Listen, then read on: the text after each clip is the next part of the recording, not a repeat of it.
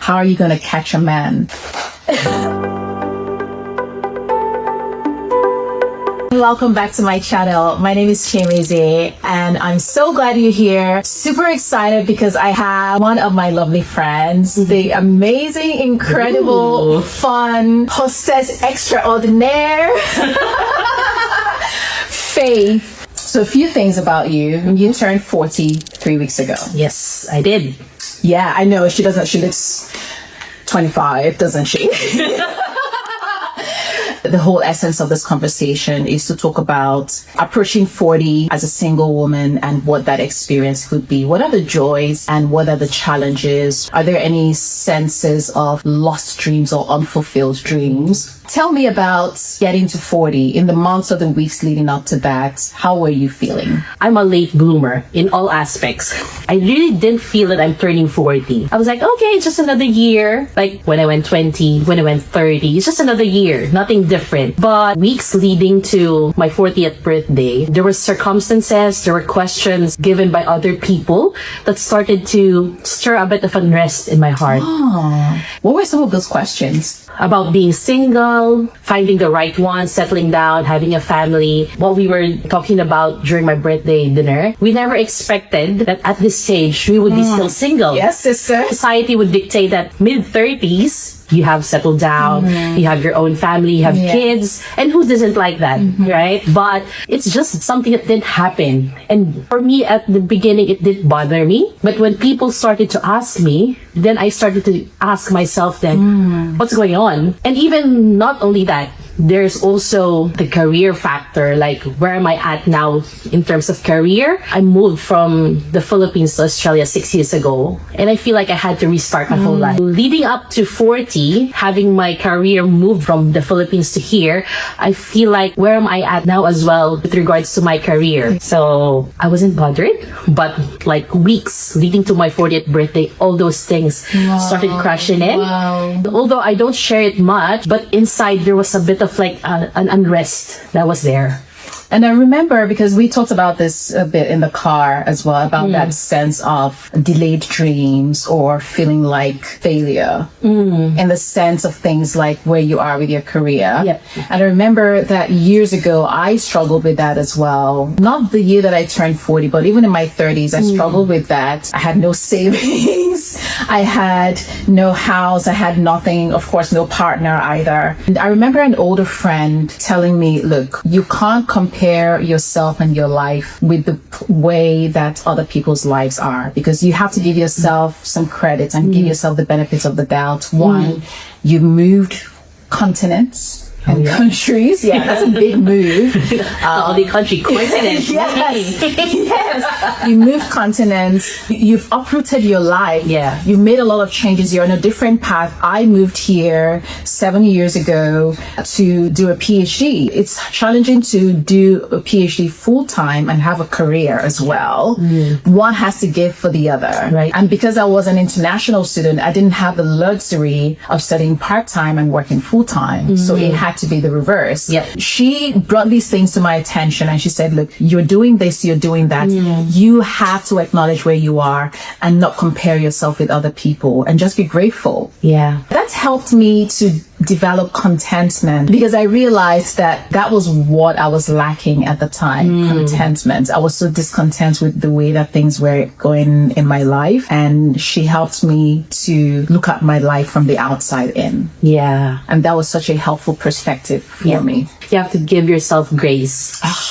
So important. Because like, it's something that we don't often practice much today. It's hard to give grace to someone else, but I think it's much more harder to give grace to yourself. And especially when you get to see how society dictates things, then you tend to forget that you're a work in progress. I wanted to talk about your experience of being single in the Philippines versus being single here in Australia. Was it easier in the Philippines, or are you finding it easier here? Well, it's not easy wherever you are. It's not easy. Because I think there's cultural factors, like being brought up in an Asian household. There's a certain expectation in the Filipino culture that when you reach your 30s, you have your own family and everything. Yep. And they keep asking you to every wedding that you go to, they will ask you, oh, when will you be next? I'm like, I don't know. Oh, when will you get married? Maybe tomorrow. It's 5 p.m. What? I'm too late. I have things to do tonight. Maybe tomorrow. You answer it like that. And then moving to Australia, a friend told me, oh, you'll have more options. You'll have a wider range of everything else. You'll see a better horizon.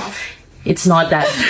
It's not true. Because if my set of friends, because I'm a person who believes I want to meet that someone in my circle of friends, just not randomly. In the Philippines, if I have this circle of friends, when I moved to Australia, it went this one. Because you're starting to build your life again. Yeah. You're starting to build relationships again. And it's not like you know everyone. So that promise of more options, not true. No. So, yeah, I think it has its own challenges, whether back home or here. It's funny that you mentioned in the Philippines, when you're in your 30s, you're expected to have your family, your kids. In Nigeria, your 20s. The moment you graduate from university, people are asking you, so when are we coming for your marriage? So, the question starts. But I was quite fortunate that my family did not put particular pressure on me. The first time I moved overseas, I was around 27, and my dad asked me, well, if you're going to move overseas, these were his words, I never forgot them. How are you going to catch a man? Okay. I don't even remember now what I told him. I was dating someone at the time, but he didn't know I was dating someone at the time. The person was overseas, was in the country that I was moving to. My dad wasn't someone that you told you were dating. No. Just bring the man home, let him come and introduce himself and tell me he wants to marry my daughter. That's what he cares about. He doesn't care about dating. Dating was not in my dad's dictionary at all. But then when I decided to move overseas again, to do my PhD, then I was in my mid-30s. I had people, well-meaning people who legit said to me, why don't you wait until you get married before you do a PhD? And my response was, you know what? I've been back in this country for 3 years and nothing happened. I'm not going to sit around indefinitely waiting for someone that may or may not show up. I've got my life to live. I just got to go ahead and live that life. The pressure is definitely there. In weddings, that's a big place where you find out where people say things like, oh, don't worry, you'll also be the next one. And sure. And I know they're well-meaning, but sometimes that could also add undue pressure. True. Especially women. That single men don't usually get that kind of comment. That's true. It's more single women that get it. When I know this is not popular, especially when you're a mature single woman, but singleness is such a gift that you can use and you can maximize in that season and just honor God. And I don't want to look back at the stage because I know that it is fleeting and it will come to an end. I don't want to look back even a year from now or 2 years from now or 5-10 years from now and say, oh, I wish I'd done that differently. That thing that I would want to wish I'd have done differently when I'm 50 years old, I better start doing it now so that I can celebrate it when I get there. There are things even now that when I do my quiet time or reflect on my life, I was like, oh, I wish I've done it earlier. But I think as well that God's timing is never early or never late. I may have bad decisions back then, but right now He's giving me this time to work on it. So it's still His grace that I have this time. If I ask why isn't the right person coming yet, maybe it's also God's grace for me to work on what I have not worked on. So it's still good. We believe that our God is good, so we believe that His timing is good. 40, still single. What are your goals for this next season? I just want to improve wherever I am right now. Just to be faithful in whatever is placed in front of me. Yeah, that's good. Develop myself in areas that I could manage. Like, there are things that are out of our control, but definitely God has given us the power to change things in such a way that, you know, whatever the skills that He has given you, whatever things that He has equipped you with, use those tools and just change what you can. That's awesome. That's awesome. Yeah. Yeah, absolutely. And you have more capacity now as a single woman than you would when you're married. Yep. You might as well just say yes to the God yeses, to the God Yes. things. Because there could be so many things, multiple things in front of you. There's lots of people who might be watching this and are approaching 40. Or maybe you're approaching 30, you're approaching 50, you're approaching whatever age. And you might be in that place where you've started to ask yourself all these questions that people plagued you with. And in your case, it's actually even more concerning for me because you were approaching the age joyfully and people just brought their own matter to you. But now, so whether you have been approaching your next birthday with dread and trepidation, or you've been approaching it with joy and maybe just gotten to a point where you started asking yourself questions, what advice would you give to anyone who's in that stage where something is fast approaching and they don't quite know, they have all these questions in their head? What advice would you give them? It's also important to surround yourself with people who would pull you up. I like this advice that I got from my uncle. He says that you always surround yourself with people who are better than you. You don't stay stagnant, you know, that this are the people that I have grown with and we're all at the same level. You always seek to surround yourself with people who are better than you, good. so that you could be brought up to the level to help you improve. I think that that's true for career, but also so much true with spiritual walk as well. I couldn't stress how important it is to be part of a connect group, because I am so grateful and thankful that God has given me you ladies to grow with. I think in the journey of being in a connect group, I have you and Sean, who I look up to as like someone who's a bit more mature I spiritually. thought you were going to say better than me. I'm like, you think so? I think so? because they're my connect leaders.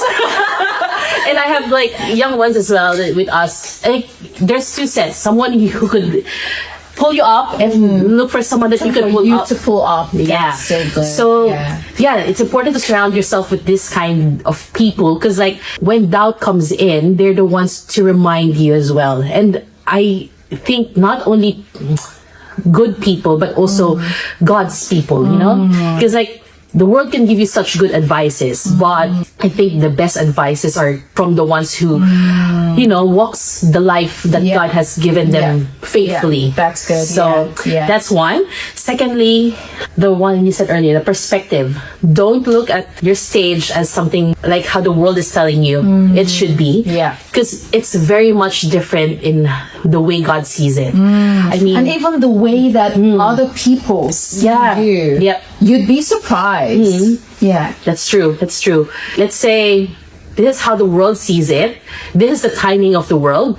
But God's ways are different from our ways. And His timing is always perfect. That's what He said in His Word. And I believe that the Bible is true and living and it's actively working in our lives. Yeah. So if it says in the Bible that God's timing is perfect, I just have to trust that His timing is not same as how the world sees it.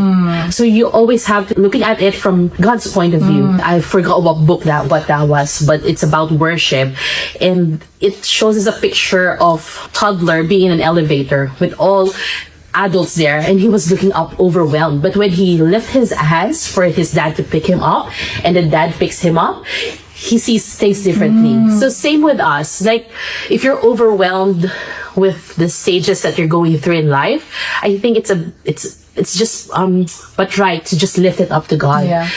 Worship Him, thank Him for all His faithfulness in your life. He will shift your perspective from here to here, and it makes a lot of a big difference to how you see things. Yeah. Oh, thank you. That's a lot of nuggets in there, and some of the things that you said are still churning in my brain, and I know that I'm going to be meditating on those for a long time, and I really do hope that this has challenged you as well.